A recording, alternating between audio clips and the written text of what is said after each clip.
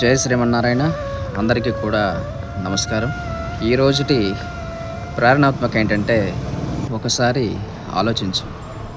నీ జీవితం ఒక కథ. సాధారణ కథ కాదు, మహాయుద్ధం.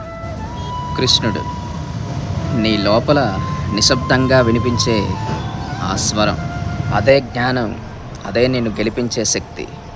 అర్జునుడు అయోమయం, సందేహం, భయం. ఇవి నీ బలహీనత కాదు, నీ నిర్ణయానికి ముందున్న పరీక్షలు. దుర్యోధనుడు అహంకారం నిశ్శబ్దంగా పెరుగుతుంది, కానీ అది వచ్చేటప్పుడు శాంతి కనిపించదు.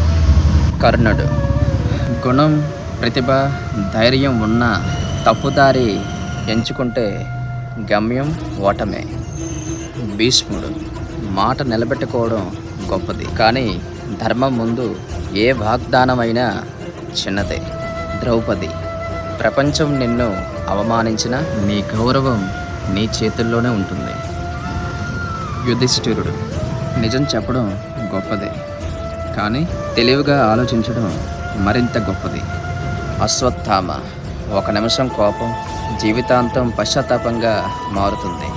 అభిమన్యుడు ధైర్యం ఒకటే సరిపోదు, పూర్తి జ్ఞానం లేకపోతే ప్రమాదం తప్పదు.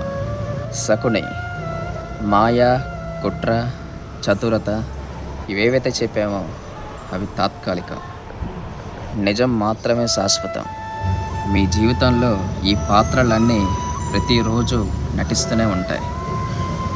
నీ లోపల ఉన్న విష్ణువుని విను, అది ఎప్పుడూ నిన్ను తప్పుడుతావా పట్టించదు. నీ లోపల ఉన్న అర్జున్ని బలపరచు, అప్పుడు నీ భయం నీ బలం అవుతుంది.